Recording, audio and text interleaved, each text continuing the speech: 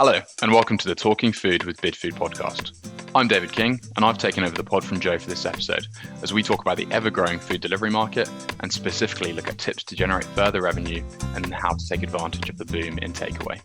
To talk this through, I'm excited to be joined by Jamie Moore, European Sales Director at KBOX, Callie Ip, Customer Marketing Executive in our own marketing team, and Ian Thomas, landlord of the old Reindeer Inn.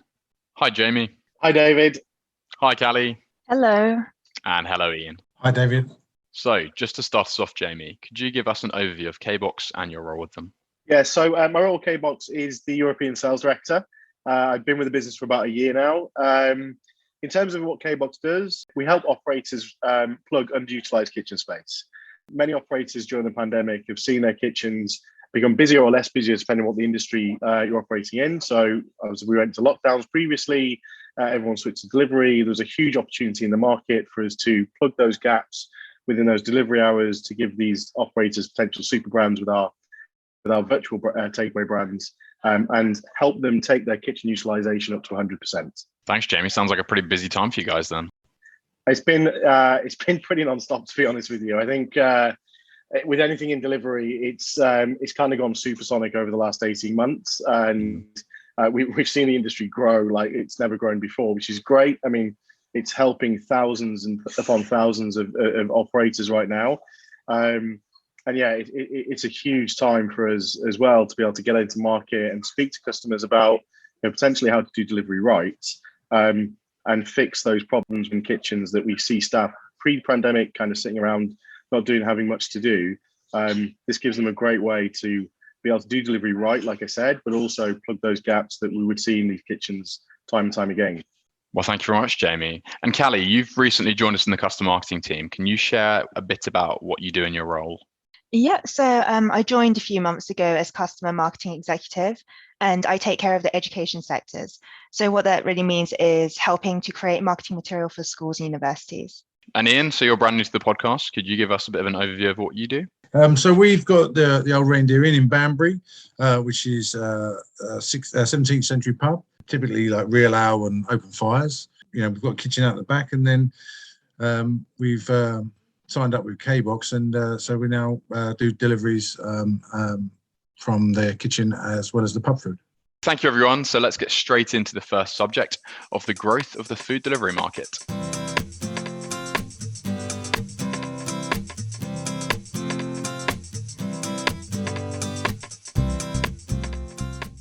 So, Callie, is it fair to say the food delivery market has experienced somewhat of a boom over lockdown? Yeah, I'd say that's completely fair to say. So 2020 was said to be the year of the takeaway, and around 81% of consumers said that they had a takeaway in 2020, which is 15% up on the year before. So, well, lockdown was the main cause of this, but the trend is here to stay. We found a study by Mintel and Lightspeed saying that over 50% of consumers have said that they plan to order the same, if not even more takeaways as they did over the pandemic. Yeah, I think I saw this similar report actually, because I saw within that it said that apparently on average consumers are now ordering takeaway 2.2 times a week, which is madness considering before lockdown, I think it was 1, and that seems to be sustaining itself as well. Yeah, that's absolutely crazy. And according to CGA, the hospitality at home tracker indicates that the combined value of delivery and takeaway in February 2021 was 317% more than in the same month in 2020. The volume of orders has increased by 115%, and that's well over double the total in February 2020. So with the value of sales growing significantly faster than volume, it demonstrates a huge uplift in average spend. So Jamie, have you seen a similar thing? Yeah, absolutely. Actually, right now, I'm sat in our development kitchen / restaurant. So if you hear any background noise, it's because we're flat out at the moment. But yeah, for sure, it's interesting. I've spent probably 12 years of my career in delivery, and it's always been in growth. What's been interesting over the last 18 months is that growth has almost doubled. And what's super interesting is that most of the demographic that you would target in delivery would be your kind of 18 to 35 typical demographic users. Now, because of this kind of on-demand boom that we've seen over the last 18 months, we're now seeing a completely different age range come into the market for delivery as well. Not just takeaway, but other industries. So yeah, we've seen some real shift. And I think it's fair to say that it's accelerated the delivery space, probably 10 years plus. We know it's going to reach about $1 trillion industry in the next 5 to 10, 15 years. That's probably been accelerated now by about 5 years because we've seen these swathes of customers starting to use these platforms. Yes, and you, Jamie, you mentioned at the start of the podcast just then about how you guys are a host kitchen and this emergence of dark kitchens and cloud kitchens. Could you just talk us through a bit of the difference between some of these models and what they mean, really? Dark kitchens became a thing probably about 5 or 6 years ago now. So they will be typically placed strategically around cities in these kind of big shipping containers where food's being cooked out of them and delivered to customers locally. And when we came to build KBOX, we saw a problem in hospitality because KBOX is born from our restaurants, which arguably were failing, and it's the reason why KBOX became so popular. We were having the same struggles, and when we looked across the industry, we had 2 routes to go down. We could go down this kind of dark delivery route, or what we could go down was the term that we use, which is a hosted model. So a hosted model is utilizing existing kitchen spaces. Casual hospitality has been in decline for many years pre-pandemic. Coming into pandemic and coming out of the back of it now, we don't know what that's going to look like. But what we did know when we built KBOX is there are thousands of great kitchens across the UK that are just not being used to effective levels. So rather than going down this kind of dark kitchen route, we thought, actually, let's help hospitality owners produce more, do delivery better, and plug those gaps within their existing businesses. And did you guys see a big kind of take up on this? And was the opportunity to generate extra revenue really attractive enough to make them get involved with you guys, basically? I think right now in the industry, there's kind of 3 key things that I keep hearing, which is, how do I keep my business open? How do I make it become sustainable again? And what happens if this happens again? Mm-hmm. So with those three things on operators' minds, I think, yes, whenever we're talking to someone and the ability to create a brand new revenue stream is incredibly exciting. However, it's not like just opening a kitchen with a single brand and putting it in. There has to be a want to do this. And some of our challenge has not actually been providing the revenue. It's actually having the operators fit this into their existing model. Because if you've never done delivery before, and we've seen lots of operators do delivery badly, actually, during the pandemic, and some damage their brand because they don't have the expertise. To be able to utilize something like KBOX to help plug that gap, but also do it in a safe way to our brands that we can help you performance manage, gives you the ability to do it right, as long as there's a willingness from the teams at those in those sites to fit it into their model and for us to help them do it in the right way. Thanks, Jamie. Yeah, so I think that that 50-50 model is definitely, we've been seeing something that's coming through more and more so. Callie, have you seen a similar thing there too? Yes, so in short, this is set to continue. Earlier this year, we spoke to groups of customers and talked to them about their takeaway offer. So we found that the majority of operators, so 61.1%, intend to maintain their takeaway long term, and 16.7% are not sure yet. We also found that 2/3 of our customers, so 65.3%, feel that their takeaway offer positively impacts on their customers' experience of the brand. And not only that, 73.6% of these operators rate their performance of their takeaway as either good, very good, or excellent. So really, it sounds like it's about taking advantage of this, which, really interesting there. So next up, we're going to talk about the opportunities and where they lie.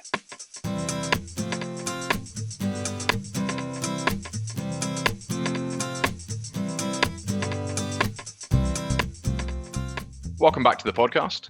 We've got Ian joining us here from the old Reindeer pub inn in Banbury. Could you just take us through your offering and what successes you've had with takeaway? Yeah, sure. So we're a traditional ale drinkers pub in Banbury, as I said. We were just a normal pub with kitchen. And then just in lockdown, just before we reopened, we took on KBOX. We took on then, I think, like 5 of the brands. And then it sort of overwhelmed us, if you like. It sort of took the pub by storm. The first tickets came through and I wasn't sure it was. And then they just didn't stop. I mean, we went from taking hundreds to thousands and thousands.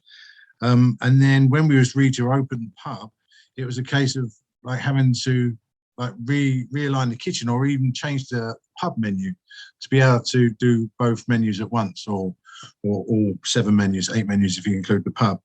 And then from then onwards, we've basically been doing half and half. Half of that trade is a pub, and the other half is deliveries. Sounds like a pretty big challenge then to manage both. Do you have any tips for operators who are looking to get into takeaway who weren't in it before? I think my best tip is to use what you get given.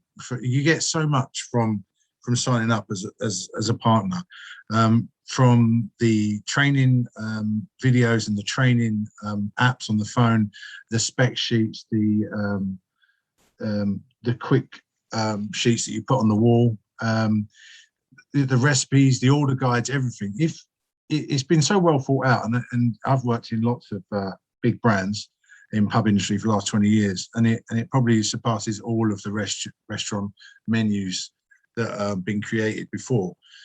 To stick basically to everything that you get, and you'll be successful. Like, to turn it on, to follow the ordering guide, to follow the recipes, to follow the spec, even make sure you're getting every sticker on the right place. And then we just were getting 5-star reviews, sometimes like 42 5 stars. And I put that down to, Absurd Bird being the best one.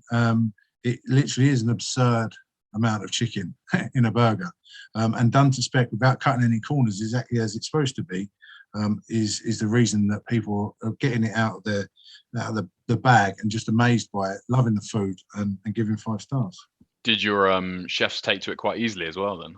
Yeah, yes and no. I mean, it was mainly me, and my chefs are catering college students, 19 to 21. And I've got a bit of experience in high volume, and that's what we had to do. We had to straight away turn into a high volume kitchen, because like our best Saturday was 63 orders, which is about £1,700, and that is just on deliveries. Sometimes we would have drivers queuing out the door. It was very much about using the system, using the technology, writing on the bags, and looking after the drivers, all that sort of stuff that sort of KBOX teaches you, and just keeping your head down and ploughing through it. They've got used to it, but they've had to sort of even be sort of trained in a sort of KBOX sort of way, as opposed to adapting what they knew. I guess looking back, is there any advice you'd give yourself? What are your biggest lessons? What advice would you give yourself right from the start? The best thing is pre-planning. To expect there to be a tidal wave of orders to come through, because it's a really good product, all of them, and the customers really like it. I just had to keep buying more fryers. Be prepared. Get the equipment. Get your line sorted out. Get everything organised. Pre-make your boxes. Sticker things up.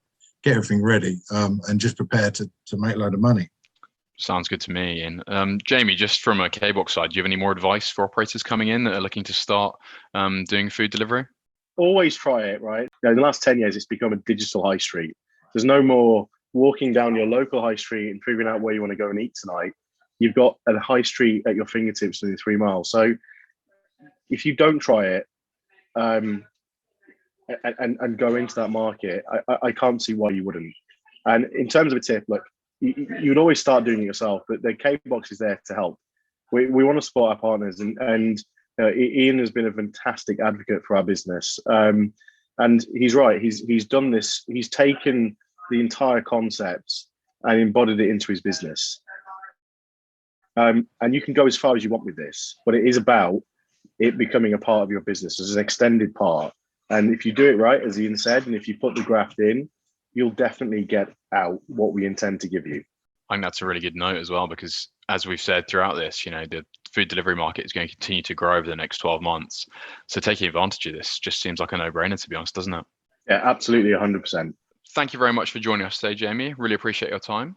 Thank you for having me. I've really enjoyed this, and get ordering Absurd Bird. Thanks, Ian. Really appreciate you joining us from the old Reindeer Inn in Banbury. Yeah, thanks for having me. I've enjoyed it too, and I hope that other people get the same successes I've had. And thank you very much, Callie. I hope you enjoyed your first time on the podcast. Yeah, it was really great, thanks. Thank you, Ian. Thank you, Jamie, for joining us today. Thank you for listening and bearing with me whilst I navigate you through this episode instead of Joe. He'll be back next time, you'll be glad to hear. So we have loads more information about this episode's subject on our website, and you can see more of what KBOX do there too. You can find this at bidfood.co.uk/KBOX. And if you're new to the podcast, we have loads more episodes to fill you with advice and tips for guiding you through this pandemic and beyond. So make sure you follow us so you're the first to hear about what comes next. Thank you and goodbye.